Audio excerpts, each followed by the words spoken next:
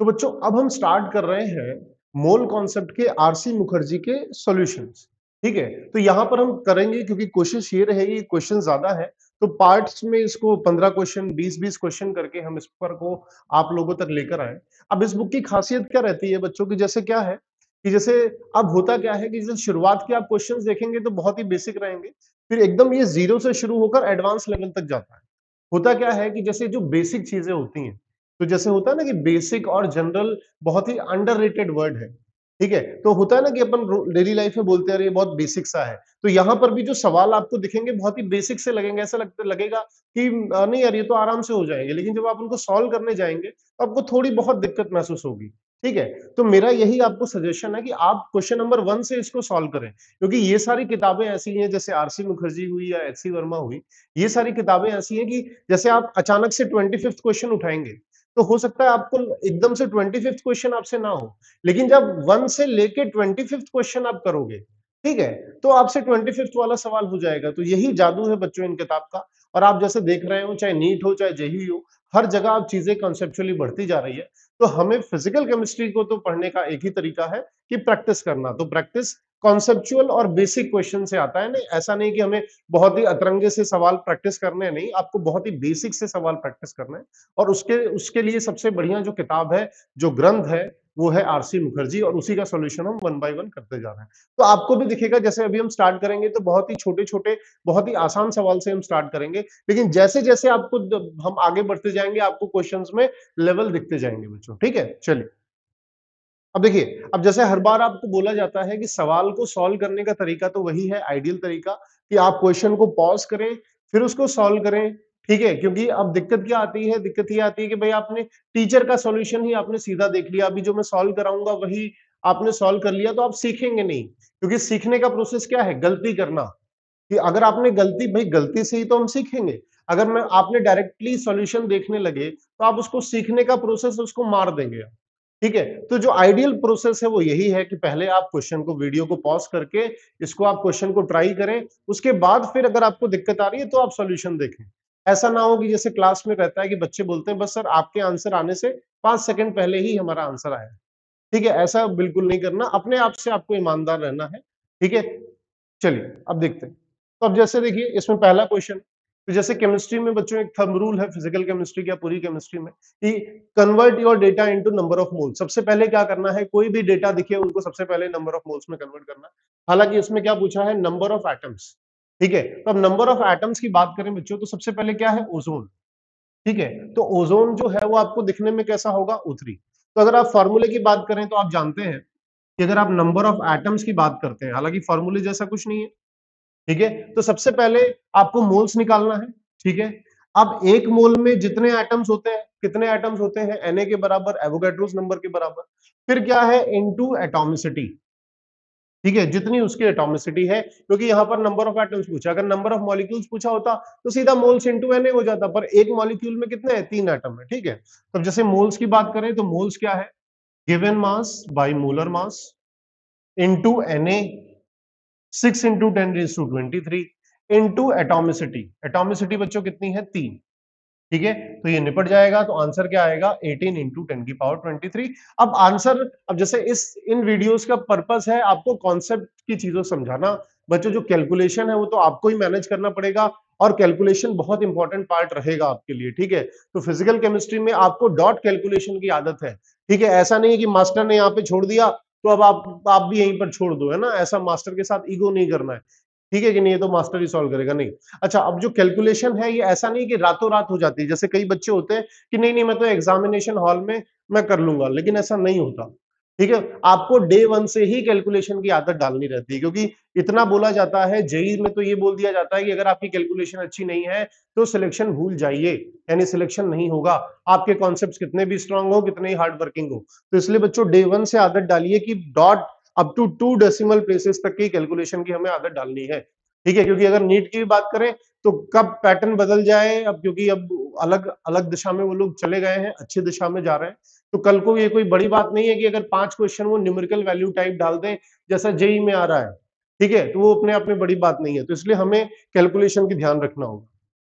ठीक है, यहां हम ये जो वीडियो देख रहे हैं, हम ये देखें, हमारा पर्पस क्या है, सीखना। हम यहाँ सीखने के लिए आए हैं। ठीक बात है, कैलकुलेशन पर आपको ही ध्यान देना पड़ेगा। हाँ, जहां पर ऑप्शंस होते हैं वहां पर जरूर अप्रोक्सीमेशन रहता है, वो हम कई बार ऑलरेडी बात कर ही चुके हैं, अप्रोक्सीमेशन कैसे करना है, जहां जहां आएगा वहां पर भी बात करूंगा। अच्छा, अब देखिए, अब ये क्या बोल रखा है, what is the ratio of volumes occupied by 1 mole of O2 and 1 mole of O3 in identical conditions. ठीक है, अब देखिए, अब आपने एक ये लॉ पढ़ा होगा क्या, एवोगैड्रोस लॉ। ठीक है, तो एवोगैड्रोस लॉ क्या कहता है, एवोगैड्रोस लॉ कहता है under similar conditions of temperature and pressure volume is directly proportional to number of molecules, या आप बोलते हैं नंबर ऑफ मोल्स। तो यानी कि volume of gas is directly proportional to number of moles, यानी कि जैसे जैसे नंबर ऑफ मोल्स बदलेगा वैसे वैसे आपके वॉल्यूम भी बदलेगा। अब इन्होंने क्या बोल रखा है कि दोनों तरफ देखिए मोल सेम है। ठीक है, तो 1 मोल O2 है, 1 मोल O3 है, तो इसका कतई ये मतलब नहीं है कि वहां पर 1 लीटर है वो भी 1 लीटर है, नहीं, मोल्स दोनों सेम है, तो यानी कि सिंस मोल्स आर सेम, ठीक है, therefore volume will also be same. ठीक है, तो यही खासियत होती है। अब जैसे मान लीजिए किसी में एक मोल होता है, एक 2 मोल होता है, तो वॉल्यूम का रेशियो भी होता है 1:2, यानी जिस अनुपात में, जिस प्रपोर्शन में आपका मोल होगा उसी प्रपोर्शन में उसका वॉल्यूम रहेगा। बोलिए ठीक बात है। चलिए नेक्स्ट क्वेश्चन में, यानी कि सेम रेशियो, आंसर क्या रहेगा पिछले का, 1:1। ठीक है, calculate the mass of 5 moles of CaCO3। ये तो थूकने लायक सवाल है, इसके मुंह पर अपन थूक भी सकते हैं। ठीक है, तो मोल्स इज इक्वल्स टू क्या होता है, given mass by molar mass. Molar mass 100 है और ये 5 है, तो 5 इंटू 100। ठीक है, ये क्या आ गया, अच्छा यूनिट देखिए, अच्छा यूनिट का भी कमाल देखिए यहां पर, ये 5 क्या था, 5 मोल था। ठीक है, 100 क्या था, मोलर मास, मोलर मास की यूनिट क्या है, ग्राम पर मोल। यहां देखिए मोल मोल, कुड़ी बाबा, आंसर किसमें आया, ग्राम में। ठीक है, कई मतलब यहां पर क्या होगा, यहाँ कई सारे बड़े बड़े लोग ध्वस्त हो जाते हैं। ठीक है, कि ये अगर उनसे पूछ दो कि ये 500 ग्राम कैसे हुआ, तो ये देखिए 500 ग्राम इस तरह से हुआ है। ठीक है, तो यही यही चीज है बेसिक, ये चीज बेसिक है लेकिन ये अच्छे अच्छे को हिला देती है। तो बेसिक में जितना आप ध्यान रखेंगे, जितना छोटी छोटी चीजों का ध्यान रखेंगे, उतना ही आप आगे अच्छे सवाल कर पाएंगे। हार्ड सवाल का मतलब कतई ये नहीं होता कि बहुत मुश्किल सा सवाल होगा, बहुत बड़ा सा सवाल होगा, नहीं, बिल्कुल नहीं। हार्ड सवाल का मतलब है वो उन छोटी छोटी बातों पर बात करेगा जो जनरली हम आम जीवन में नजरअंदाज कर देते हैं। बोलिए ठीक बात है। चलिए, the vapour density of a gas is this, calculate the volume occupied by 11.2 gram of the gas at NTP. अब देखिए, अब क्वेश्चन को स्टार्ट करने का, क्योंकि भाई अब आप लोग पहली दूसरी बार पढ़ रहे हैं। ठीक है भाई, जो 11th में पहली बार पढ़ रहे हैं, कोई ड्रॉपर अगर ये वीडियो देख रहा है वो दूसरी बार पढ़ रहा है या तीसरी बार पढ़ रहा है। ठीक है, तो हम क्या करेंगे भाई, हमें कैसे क्लिक हो, तो क्लिक होना बहुत आसान है कि आपको पहले ये देखिए कि आपको पूछा क्या है। ठीक है, तो पूछा क्या है, वॉल्यूम ऑक्यूपाइड एट एनटीपी, तो एनटीपी जैसे ही आए तो मोल का एक फॉर्मूला दिखेगा V/22.4 लीटर्स।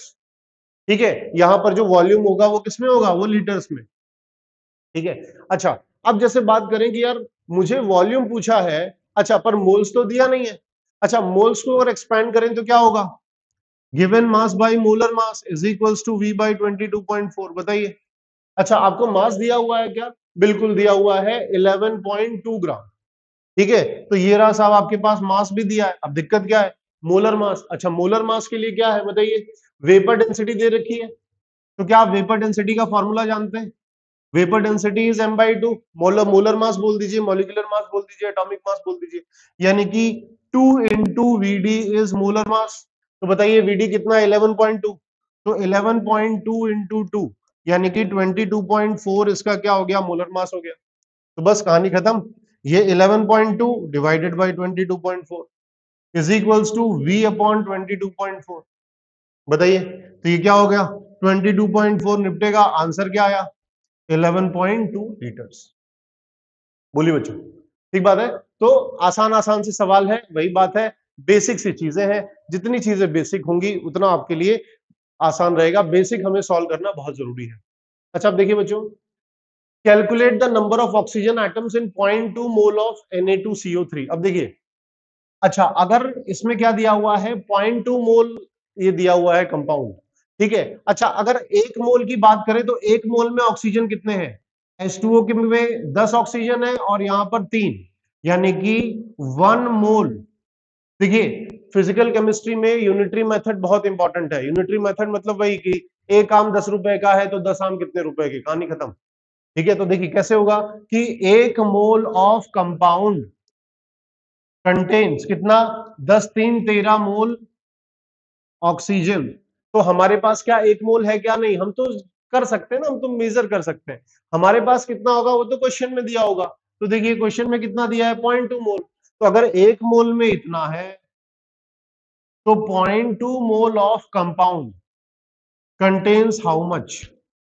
ठीक है, तो ये क्या हो जाएगा, ये मोल्स आ जाएगा। मैं डायरेक्ट भी हम कर सकते थे, लेकिन बस कोई जो नया बच्चा है, कोई किसी को ज्यादा दिक्कत हो उसके लिए। तो देखिए हमने क्या करना है, क्रॉस मल्टीप्लाई करना है। तो 13 इंटू 0.2 डिवाइड बाई 1। ठीक है, तो 13 दूनी क्या हो गया, 26। 26 यानी कि 2.6 मोल। अब इन्होंने क्या पूछा है, नंबर ऑफ ऑक्सीजन एटम। तो बताइए क्या मोल से नंबर पे जा सकते हैं हम? जैसे भाई मैंने बोला कि मेरे पास 2 दर्जन केले हैं, तो क्या नंबर हुआ, 2 इंटू 12, यानी जो कन्वर्टिंग यूनिट है उससे मल्टीप्लाई करोगे तो ये क्या आ गया, इतने मोल आ गया। तो बताइए नंबर ऑफ एटम्स, जितना मोल इंटू Na, तो 2.6 इंटू 6 इंटू 10⁻23।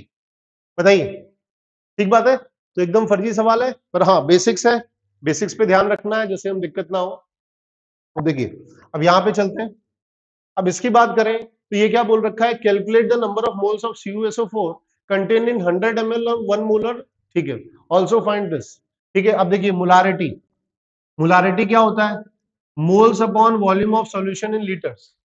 ठीक बात है। अब मोलारिटी आपको दे रखी है 1, तो यहां से मोल्स है, वॉल्यूम कितना दिया है, देखिए 100 ml है।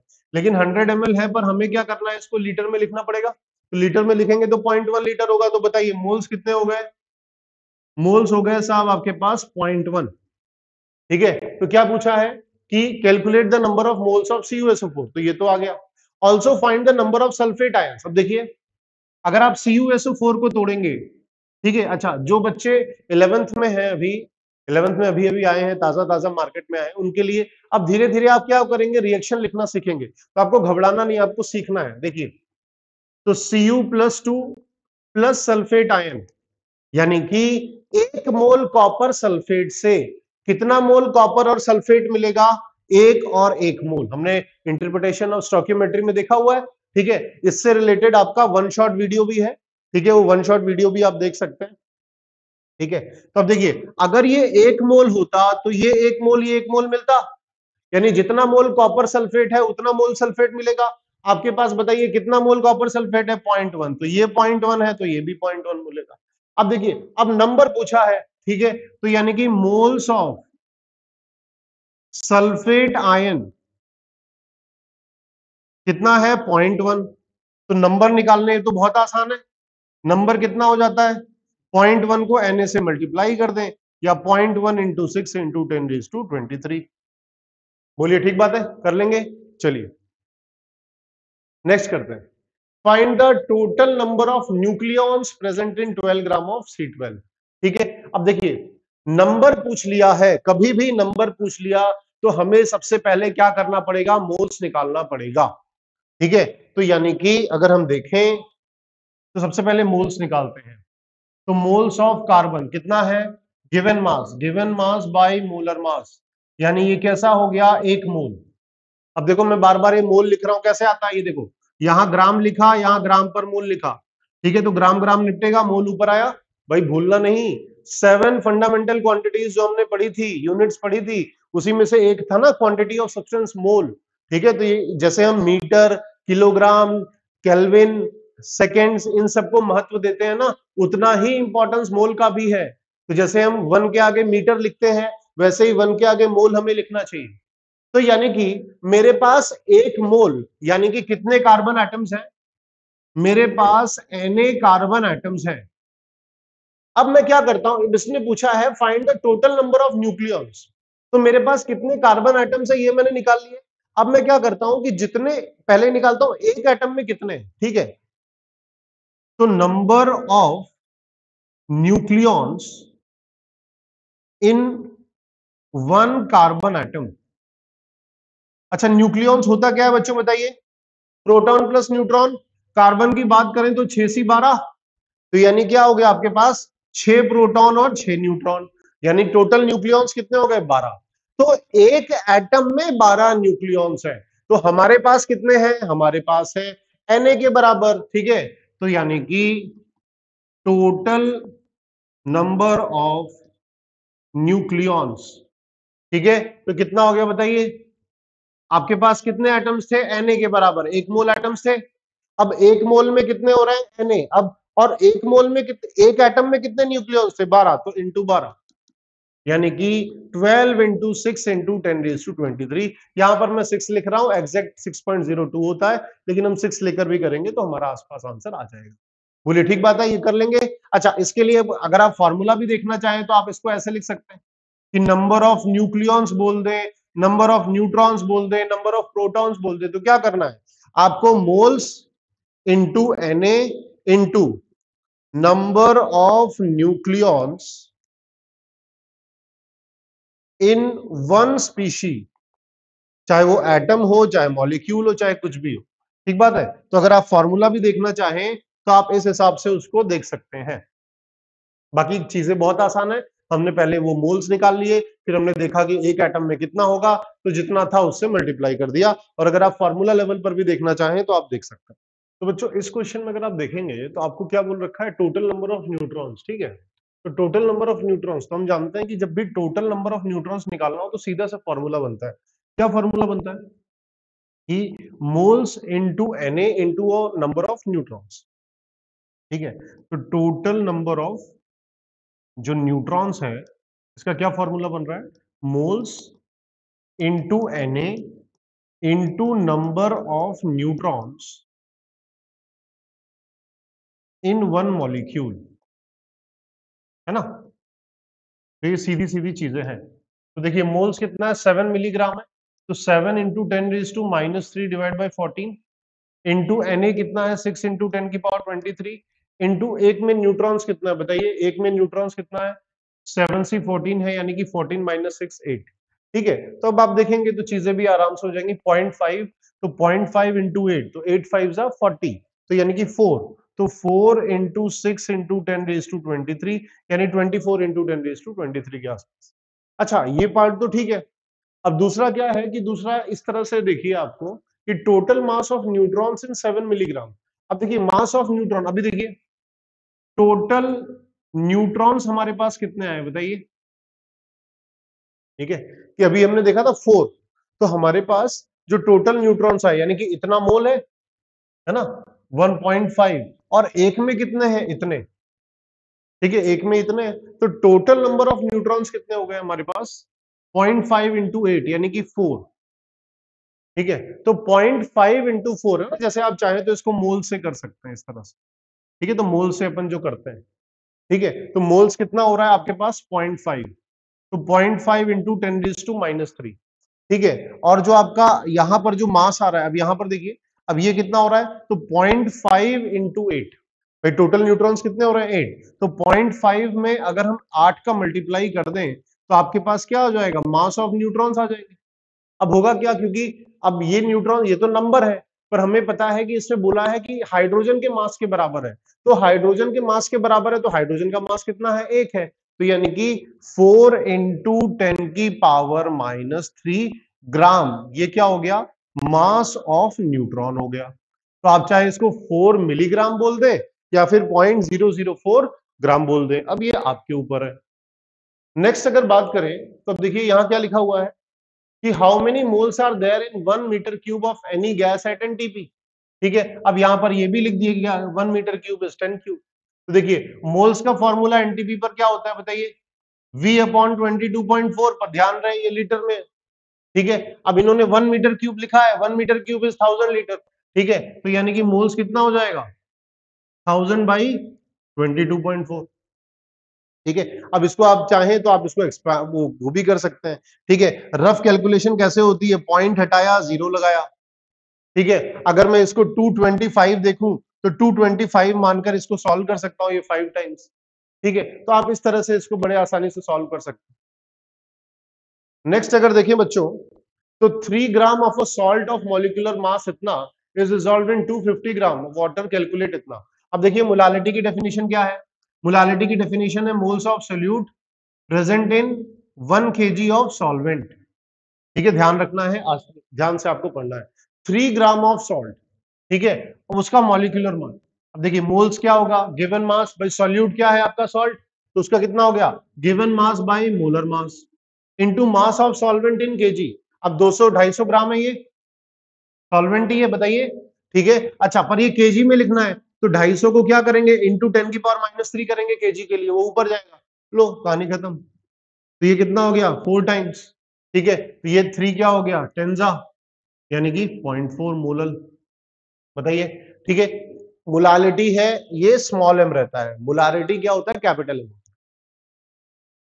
नेक्स्ट अगर बात करें बच्चों, तो calculate the volume occupied by this eight 26। अब देखिए यहां पर देखिए, अब क्या है कि जो मोलर वॉल्यूम जैसे हम जानते हैं वो किससे डिराइव होता है, PV is equals to NRT से। ठीक है, अब ये जो सिलेबस है ये आपके जेई मेंस और नीट में नहीं है, ये सिर्फ और सिर्फ किसमें है, ये जेई एडवांस में। ठीक है, अब देखिए, तो PV is equals to NRT, अब हम जानते हैं कि 74.2, तो 760 mm, ये क्या 1 एटीएम होता है, और 74.2 सेंटीमीटर मतलब क्या होता है भाई, 1 सेंटीमीटर बराबर 10 mm, यानी 742 mm हो जाएगा। तो यानी कि जिसको चीजें पता है, इसीलिए तो बच्चों डेरिवेशन इंपॉर्टेंट है, कि भाई अगर किसी को पता है कि चीजें कैसी होती है तो आपको बहुत आसान है। प्रेशर यहां पर देखिए कितना लिखा है, 742 mm, तो आप जानते हैं कि हमें लिखना तो एटीएम में पड़ेगा, तो एमएम को क्या करते हैं, 760 से डिवाइड करते हैं। पूछा क्या है, वॉल्यूम आपको पूछा है। अच्छा, अब 5.25 5.25 डिवाइड बाई 28। अच्छा, आर की जो वैल्यू है आप सरल भाषा में 1/12 भी ले सकते हैं। यहां लीटर एटीएम में डिस्कस हो रहा है इसलिए 0.0821 आता है, पर 0.0821 को आसान भाषा में कितना ले सकते हैं, 1/12। ठीक है, और जो आपका टेम्परेचर है, तो टेम्परेचर कितना है, 26 डिग्री सेल्सियस, तो 273 प्लस 26, ठीक है, तो कितना हो जाएगा, 299। तो यहां से आप आसानी से सॉल्व कर सकते हैं। नेक्स्ट अगर देखें, find the ratio of number of molecules contained in 1 gram of ammonia and 1 gram of nitrogen. अच्छा देखिए, नंबर ऑफ मॉलिक्यूल्स, तो जैसे ही नंबर आया, तो नंबर कहां से आता है बच्चों, नंबर आता है मोल से। ठीक है, तो हमें क्या निकालना पड़ेगा, मोल्स, यानी कि जो मोल्स का रेशियो होगा वही आपके नंबर ऑफ मॉलिक्यूल्स का रेशियो होगा। क्यों, क्योंकि हमें क्या करना है, मोल्स में दोनों से क्या करना है, एनए से मल्टीप्लाई करना। अब देखिए मैं क्या कह रहा हूं, नंबर ऑफ मॉलिक्यूल्स का रेशियो में चाहिए, तो कौन कौन है बताइए हमारे पास है अमोनिया, और है number of molecules of nitrogen. अब देखिए रट लेंगे तो भी आसान रहेगा, जैसे नंबर ऑफ एटम्स के लिए हमने फॉर्मूला देखा, moles into N into atomicity. रटना, देखो फॉर्मूले कभी भी टीचर आपको बोलो रटने का मतलब क्या है, रटने का मतलब ये है कि प्रैक्टिस इतनी करिए कि रट जाए, है ना, कि इतना सोचने की जरूरत ही नहीं, अपन ने इतनी बार कर रखा है, बार बार थोड़ी करेंगे, वो 1 का 2 है, 2 में 3 है, 3 में 5 है, उससे सिली मिस्टेक के चांसेस बढ़ते हैं। ठीक है, तो रट लेना है इसको। तो नंबर ऑफ मॉलिक्यूल्स क्या होता है, मोल्स इंटू एन, यानी कि moles of ammonia into N. यहां पर क्या होगा, moles of N2 into Na, पर Na तो दोनों तरफ सेम है, वो तो कांस्टेंट है। तो इसीलिए बोला जाता है कि अगर आपको नंबर का रेशियो पूछा है, नंबर ऑफ मॉलिक्यूल्स है, नंबर ऑफ, तो उनके नंबर ऑफ इलेक्ट्रॉन्स है, किसी भी चीज का नंबर है, तो जो उनके मोल्स का रेशियो होगा वही उनके नंबर का भी रेशियो होगा, क्योंकि Na तो क्या होगा, कैंसल आउट। ठीक है, अब मोल्स ऑफ अमोनिया है तो बहुत आसान चीज है, कितना आपको दिया है, 1 ग्राम, तो 1/17 गिवन मास बाय मोलर मास, ये क्या हो गया, 1/28। बोलिए, तो इससे आसान कुछ होगा। अच्छा, ये रेशियो क्या है, ये डिवीजन में है, तो डिवीजन में है तो यानी कि ये क्या हो गया, 28 ऊपर चला जाएगा, तो 28/17 या 28/17, जैसा भी आप लिखना चाहें। ठीक बात है, चलिए नेक्स्ट अगर देखिए बच्चों, तो नेक्स्ट क्या है, नेक्स्ट है how many molecules of CO2 are contained in 1 liter of air if the volume content of CO2 is 0.03%। ठीक है, अब यहां देखिए, अब इसमें दे दिया है 1 लीटर ऑफ एयर हमें दे दिया है। जनरली जब परसेंट दिया जाता है तो हम बच्चों से ये कहते हैं कि मान लीजिए 100 में से, ठीक है, लेकिन एक दिया है, कोई बात नहीं, तो एक में से मानेंगे तो 0.03%। तो वॉल्यूम ऑफ CO2 तो 0.03% है ना, ध्यान रखना। तो क्योंकि एक ले रहे हैं, अगर 100 में लेता, अगर यहां पर कुछ नहीं लिखा होता ना, 1 लीटर नहीं लिया होता, तो मैं मान लेता 100 लीटर में से, तो 100 लीटर में से 0.03, पर ये पॉइंट अब हम 1 लीटर मान रहे हैं, तो 0.03/100। ठीक है, ये आपका वॉल्यूम आ गया। अच्छा, अब क्या बोल रखा है कि हाउ मेनी मॉलिक्यूल्स, देखिए फिर से मॉलिक्यूल्स निकालना है, यानी कि हमें क्या निकालना है, मोल्स। ठीक है, अब देखिए, if the volume content of at NTP, तो फिर से तो मोल्स निकालने का एक ही तरीका है, PV is equals to NRT. ठीक है, एंड ये कितना होगा, 1 एटीएम। वॉल्यूम है आपका 0.03/100। ठीक है, और एनआरटी, अब एन क्या है हमें निकालना है। अच्छा, आरटी बच्चों देखिए, एसटीपी पर जो आरटी का मल्टीप्लीकेशन होता है 0.0821 इंटू 273 है ना, तो इसको याद कर लीजिए, यही वैल्यू आती है 22.4। ठीक है, तो यहां पर मैं क्या कर सकता हूं, डायरेक्ट 22.4 लिख सकता हूं। यहां पर आपका मोल्स आ जाएगा।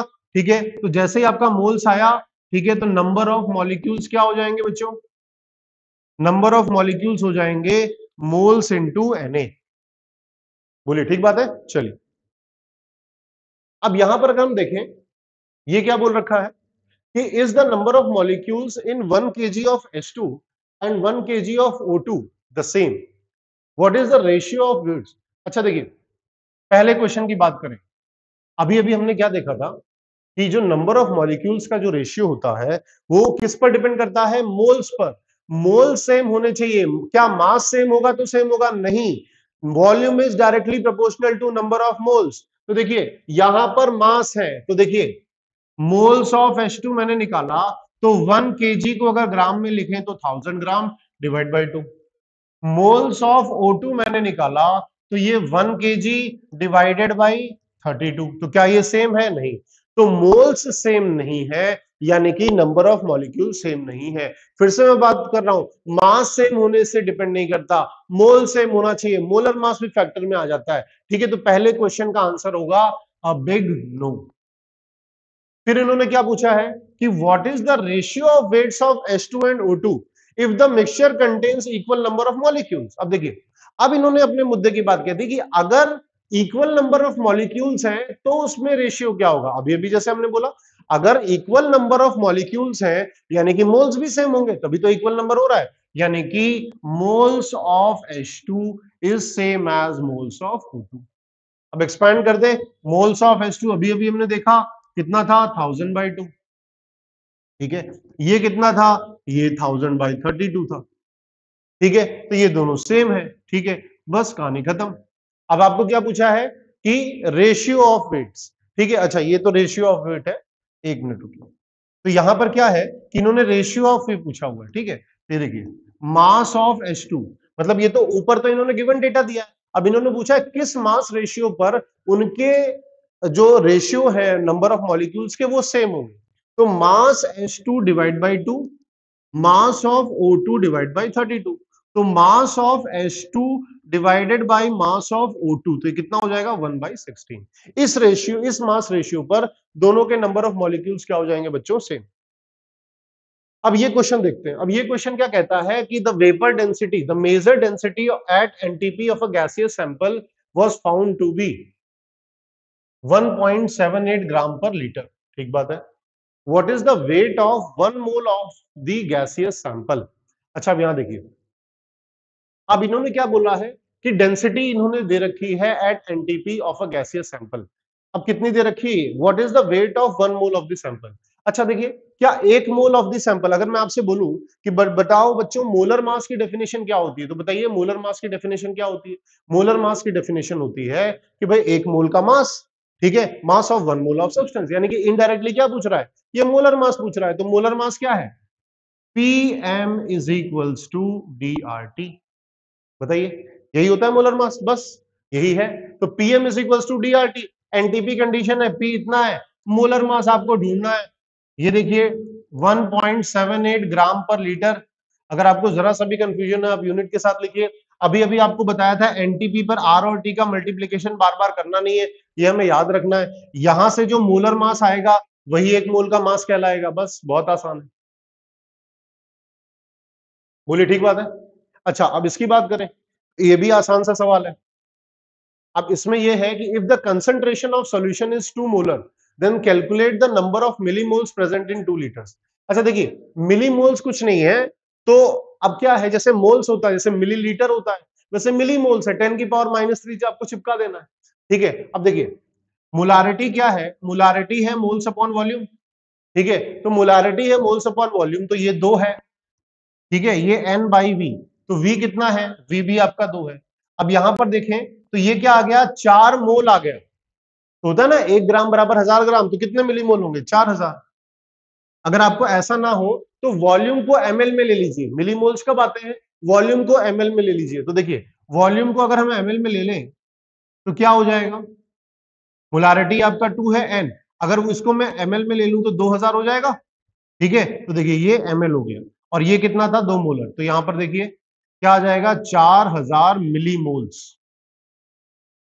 ठीक है, तो ये सारी चीज, तो इसीलिए बच्चों ये जो प्रैक्टिस करने का सेशन है ये बहुत इंपॉर्टेंट है, क्योंकि फिजिकल केमिस्ट्री तो आप इसी से सीख सकते हैं। बच्चों अब ये क्वेश्चन अगर हम देखें तो इस क्वेश्चन में क्या लिख रखा है कि how many moles of oxygen are contained in 1 litre of air if its volume percentage इतना।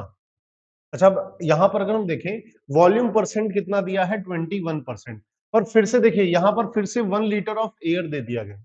अच्छा 1 लीटर ऑफ एयर, जैसे जनरली अगर 1 लीटर ऑफ एयर नहीं दिया जाता तो परसेंटेज दिया है तो हम मान लेते कि चलो ये मान लेते हैं कि 100 लीटर एयर है। ठीक है, लेकिन 1 लीटर दिया हुआ है तो 21%, तो 21% कितना हो गया, 21/100, यानी जो वॉल्यूम है वो 21/100 यानी कि 0.21 लीटर हम मान लेते हैं।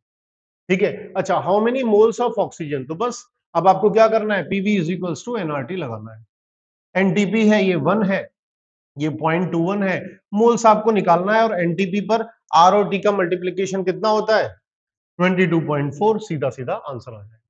ठीक है बच्चों, चलिए नेक्स्ट अगर हम देखें तो यहां पर देखिए बच्चों क्या लिखा हुआ है कि how many atoms do mercury vapour molecule consist of if the density of mercury vapour relative to air is this. यहां ध्यान देखिए बच्चों, अब यहां पर क्या है, रिलेटिव डेंसिटी दी गई है। ठीक है, तो यानी कि density of mercury vapour related to density of air, ये क्या है, 6.92।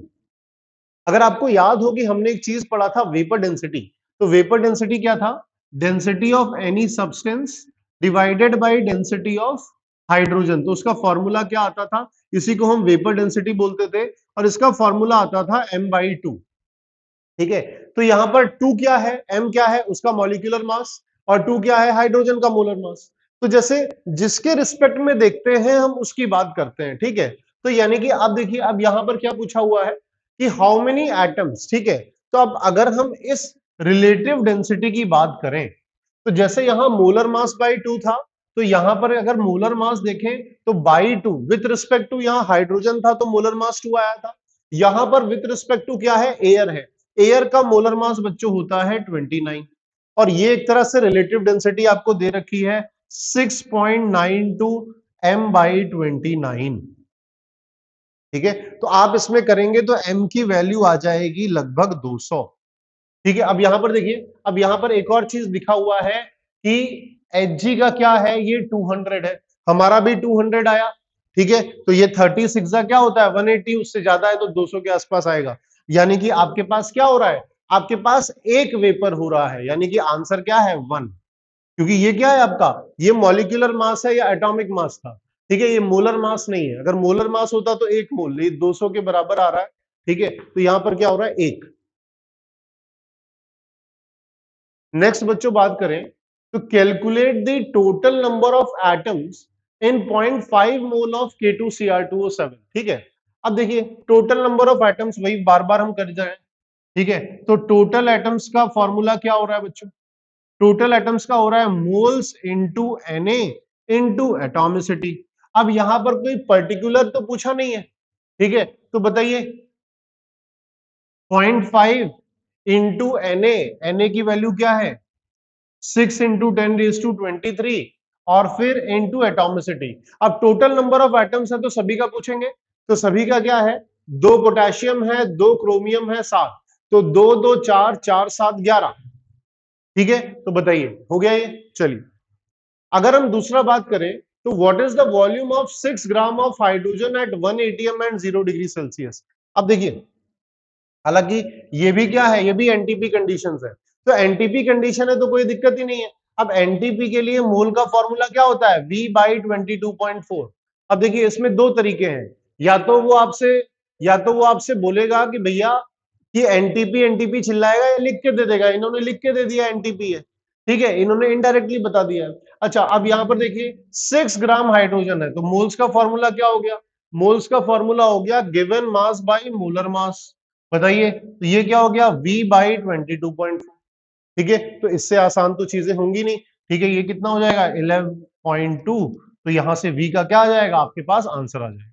ठीक है, तो ये जो चीज है बच्चों, इसीलिए इसकी खासियत यही है कि यहाँ पर क्या है काफी चीजें बेसिक्स है, तो जो आपके बेसिक्स है वो आपके इंप्रूव हो जाएंगे।